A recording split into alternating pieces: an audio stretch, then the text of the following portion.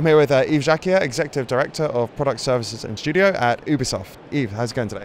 It's been very exciting. I mean, many very interesting presentations from many different kind of businesses, all talking about AI and sharing about challenges. And it's pretty interesting to see that in many other areas, I know pretty much of the gaming industry, but many other areas, they share the same concern about AI, about explainability or technicality of AIs and how we can make greater services and greater games. So extremely interesting.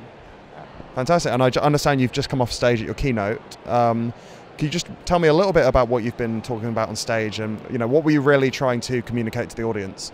Sure. So in a nutshell, both AI and video games are 70 years old, and they have had a long relationship, each other building on the strength of the other. But there's been something really new for the last 5 or 10 years, both in the video game industry and also in the AI development. We've reached a point where we can do things really differently, and it's a game changer, and no pun intended, in 3 different stages. First, it changes the way we're making games. So it's more at the assistance level. We're able to create greater assets simply because it accelerates many things we're doing. We're creating greater characters, greater animations with tools that are more and more automated. Second, it will help us to add more and more variety into our open worlds, more different kind of vehicles, people, richer behaviors. So in other words, better products.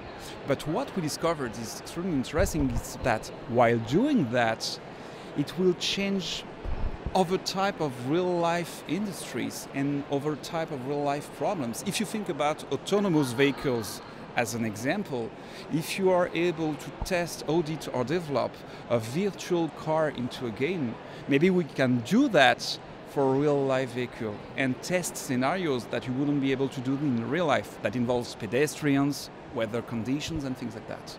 Yeah, definitely. And yeah, on the point of building kind of richer experiences for everyone. Obviously a lot of the challenges in open world games is maybe a player's moving through and you want to create variety, like you're saying. How do you think other companies can learn from that experience in terms of building a more varied and interesting experience for, say, customers or users or something like that?